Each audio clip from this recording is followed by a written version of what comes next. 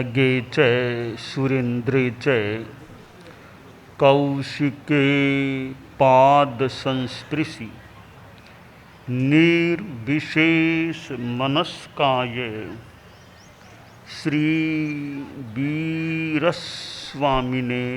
नमः। आर्हत वाङ्मय में कहा गया है, नो इंद्रिय गिज्झ अमुत्त भावा, अमुत्त भावा विय हो इनिचो। आत्मा एक ऐसा तत्व है जो इंद्रियों के द्वारा ग्राह्य नहीं है। आत्मा का सिद्धांत आध्यात्मिक जगत का एक प्रमुख सिद्धांत है और मानो अध्यात्म का सारा प्रासाद मुख्यतया आत्मा पर ही आधारित है, आत्मा पर टिका हुआ है। अगर आत्मा का सिद्धांत न रहे तो फिर अध्यात्म का यह प्रासाद किस तरह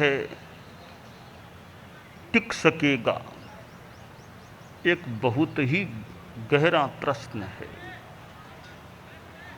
आत्मा को अमूर्त कहा गया है,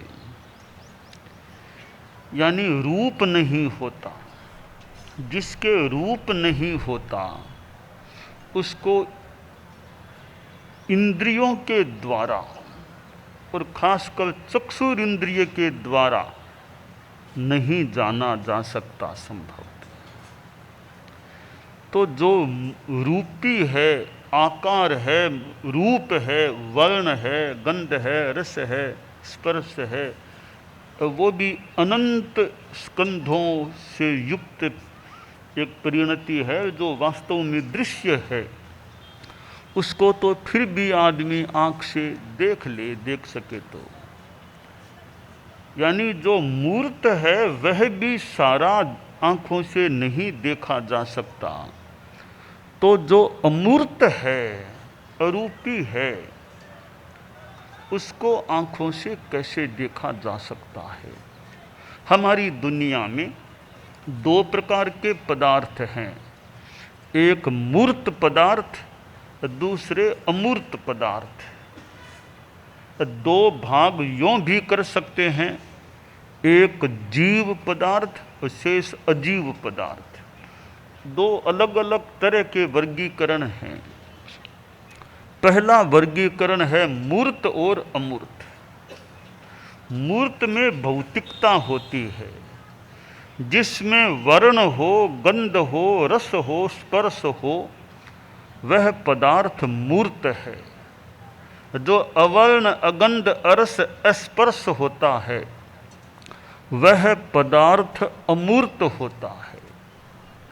जैन दर्शन में धर्मास्तिकाय, अधर्मास्तिकाय, आकाशास्तिकाय और काल जीवास्तिकाय, ये अमूर्त द्रव्य माने गए हैं, बताए गए हैं। एक पुद्गलास्तिकाय ऐसा द्रव्य है जो मूर्त होता है, रूपी होता है। ये जो कुछ हमें दिखाई दे रहा है, ये पंडाल है, ये आंगन है, ये कुर्सी है और ये शरीर है, ये सारे के सारे पदार्थ मूर्त हैं, पुद्गल हैं। अब जो आत्मा है, जो जीवास्तिकाय है, इधर धर्मास्तिकाय आदि भी अमूर्त हैं। आत्मवाद का सिद्धांत अध्यात्म जगत का जो एक प्रमुख सिद्धांत है, उसके संदर्भ में बताया गया है कि आत्मा इंद्रियों के द्वारा ग्राह्य नहीं है। कोई कह दे कि भी आत्मा आत्मा कहते हो, मुझे आत्मा को हाथ में लेकर दिखाओ, तो हाथ में लेकर दिखाना संभव नहीं है। एक युवक एक सन्यासी के पास आ गया, कहा बाबा आज प्रवचन सुनने आया हूँ। कहा ठीक है भैया, लोग बैठे हैं, तुम भी भले सुनो प्रवचन। 1 घंटा तक साधु का, सन्यासी का प्रवचन हुआ। प्रवचन का विषय आत्मवाद था। आत्मा पर 1 घंटा तक साधु ने विभिन्न दृष्टांतों से, तर्कों से, हेतुओं से, ग्रंथों के आधार से वर्णन करने का प्रयास किया। विद्वान साधु जी थे। अच्छा प्रवचन हो गया। प्रवचन के बाद सन्यासी जी बोले कोई जिज्ञासा प्रश्न हो तो बता सकते हो, मैं उस पर और प्रकाश डालने का प्रयास करूं। तब एक प्रोफेसर भी वहां आया हुआ था। वो खड़ा हुआ, बोला महाराज जी 1 घंटा करीब आपको बोलते बोलते हो गया है। बहुत अच्छा आपका भाषण हुआ है, हम बड़े कृतज्ञ हैं। 1 घंटा बोलते बोलते आपका शरीर पसीने से तरबतर हो गया है, फिर भी आप बोलते रहे हो। ये जो युवक अभी आपके पास आया, ये मेरा स्टूडेंट है, यह दर्शन का विद्यार्थी है, मैं प्रोफेसर हूँ। तो यह मेरा स्टूडेंट कई बार मेरे से पूछा करता है आत्मा के बारे में। आज मैं भी आया हूँ, यह भी प्रवचन में अभी आपके पास सामने बैठा है, वो मेरा स्टूडेंट है। तो मेरी भी जिज्ञासा है और इस स्टूडेंट की भी जिज्ञासा है कि ये आत्मा की बात हम फिलोसॉफी में पढ़ते हैं, पढ़ाते हैं। आज आपने भी काफ़ी प्रवचन आत्मा पर ही किया है, पर महाराज जी हम यूँ पढ़े लिखे लोग हैं, विद्या जगत के लोग हैं, यूनिवर्सिटी में पढ़ने पढ़ाने वाले हैं, मैं पढ़ाने वाला और ये मेरा अच्छा विद्यार्थी पढ़ने वाला, हम लोग यूँ मानने वाले नहीं हैं। आपने कह दिया हाँसा हाँसा, वो हम ऐसे नहीं मानते हैं। हमें आप अच्छी तरह बताइए आत्मा कैसे हो। आप कहते हो अमूर्त है, अरूपी है। अरूपी अमूर्त चीज दुनिया में हो कैसे सकती है? जो दिखाई नहीं दे उसको हम कैसे मानेंगे? सूक्ष्म है तो यंत्र के द्वारा तो दिखाई देना चाहिए ना। हाँ, छोटे छोटे अणु है, वो भी यंत्रों से और से अगर देखे जा सकते हैं। कई थोड़ी छोटी चीज़ें भी यंत्रों से, छोटे छोटे जीव वो यंत्रों से अगर देखे जा सकते हैं, तो आत्मा को फिर क्यों नहीं देखा जा सकता? आप कहते हो अमूर्त है इसलिए नहीं देखा जा सकता। तो महाराज जी हम यूँ मानने वाले हैं नहीं। ठीक है, सुन लिया आपको, विद्वान संत हैं आप, बाकी हम सहमत नहीं हैं आत्मा की बात के साथ। सुनना अलग बात है और सहमत होना अलग बात है। बाबा जी सुनते गए। आखिर वो प्रोफेसर और वो स्टूडेंट दोनों आगे आए बाबा जी के पास। दोनों ही वो शिक्षक और विद्यार्थी थे।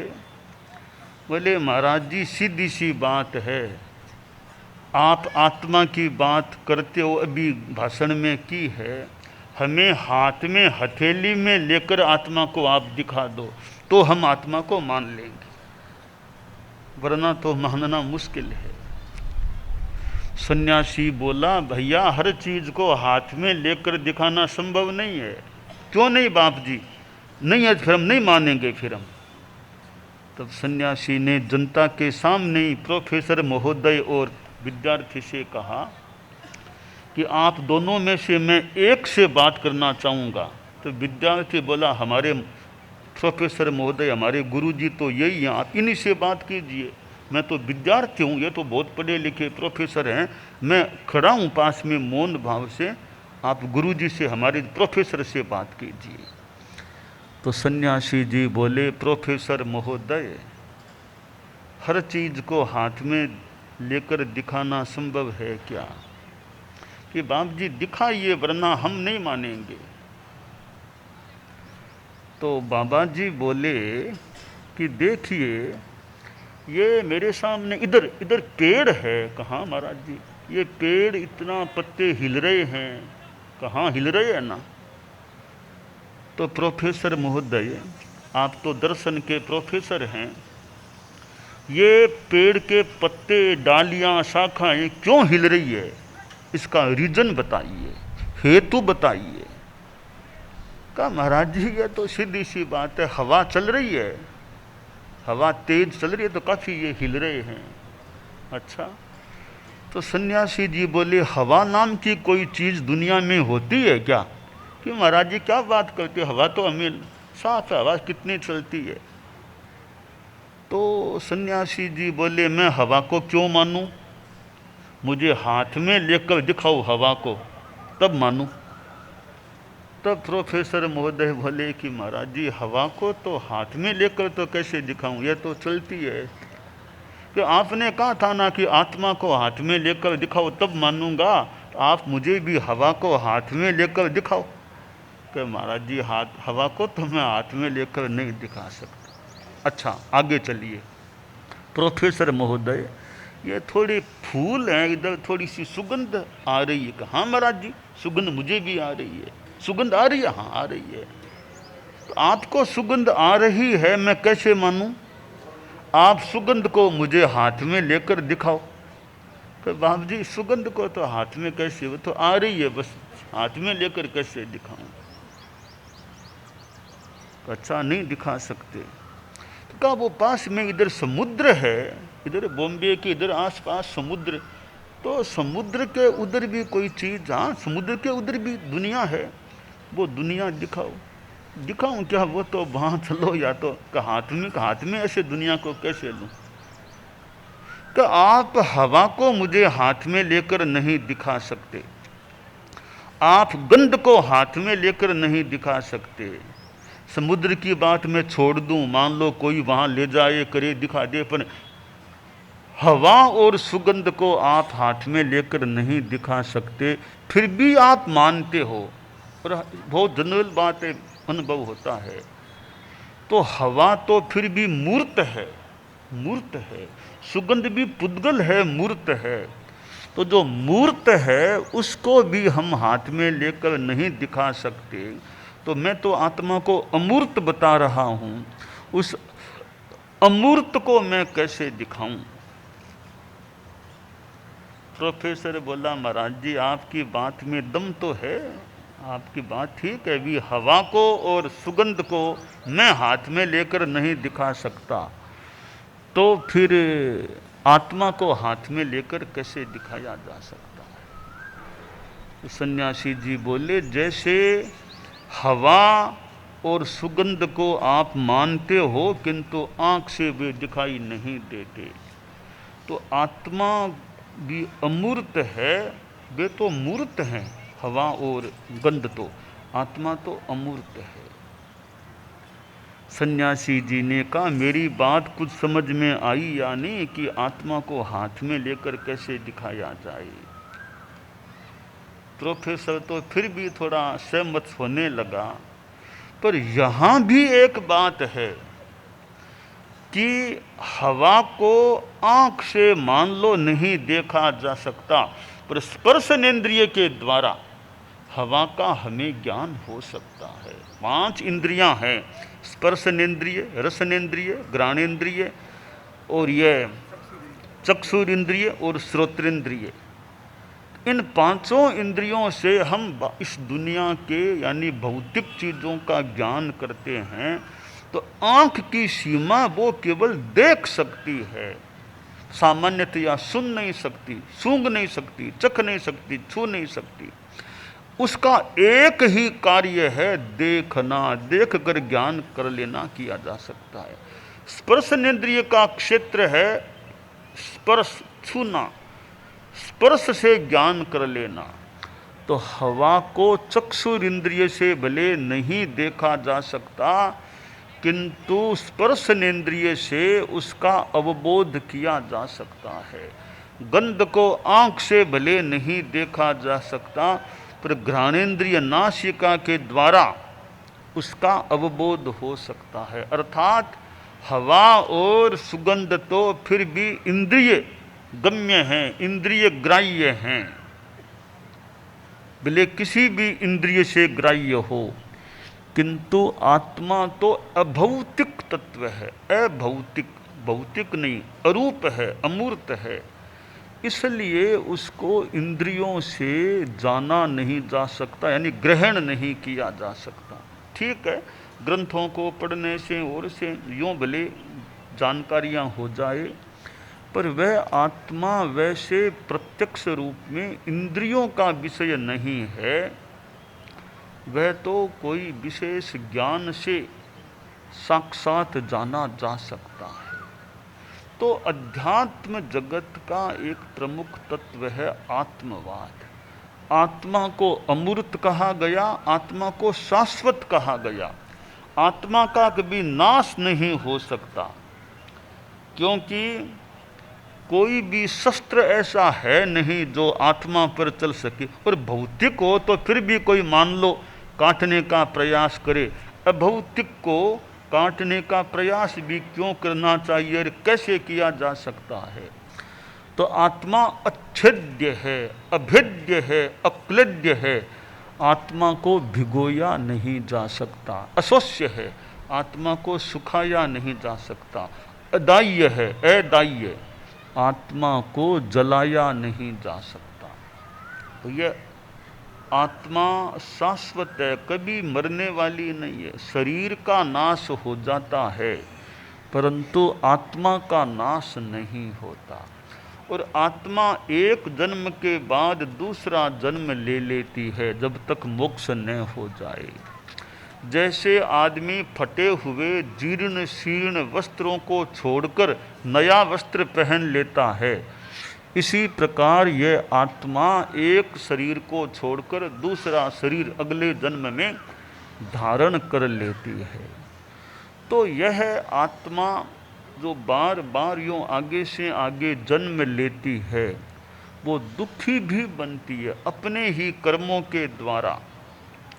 आत्मा जीव प्राणी दुखी भी बनता है।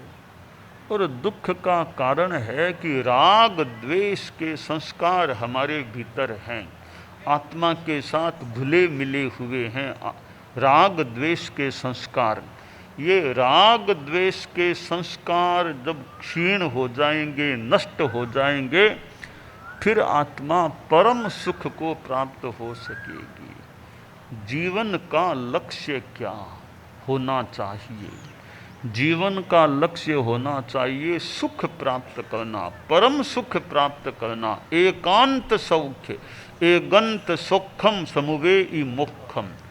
ऐसा मोक्ष जहाँ एकांत सौख्य सुख है, कहीं दुख नहीं है, उस अवस्था को पाना या पाने की दिशा में आगे बढ़ना, यह इस मानव जीवन का लक्ष्य होना चाहिए। हम सिद्ध योगी आचार्य श्री महाप्रज्ञ से प्रेक्षा ध्यान का एक प्रयोग करें। आपको एक प्रयोग कराया जा रहे हैं श्वास प्रेक्षा का। 5 सेकंड में श्वास लेना है, 5 सेकंड भीतर रोकना है और 5 सेकंड रेचन करना है और 5 सेकंड बाहर रोकना है। इस प्रकार 20 सेकंड में एक श्वास। सावधान रहे, श्वास भरे, भीतर रोके, रेचन करे, बाहर रोके, श्वास भरे, भीतर रोके, रेचन करे, बाहर रोके, श्वास भरे, भीतर रोके, रेचन करे, बाहर रोके, श्वास भरे, भीतर रोके, रेचन करे, बाहर रोके, श्वास भरे, भीतर रोके, रेचन करे, बाहर रोके, श्वास भरे, भीतर रोके, रेचन करे, बाहर रोके, श्वास भरे। प्रयोग संपन्न। तो ये ध्यान के बहुत छोटे प्रयोग कराए हैं और इनका स्वयं बार बार अभ्यास करें तो एक अच्छा अभ्यास हो सकता है। ओम आत्मा।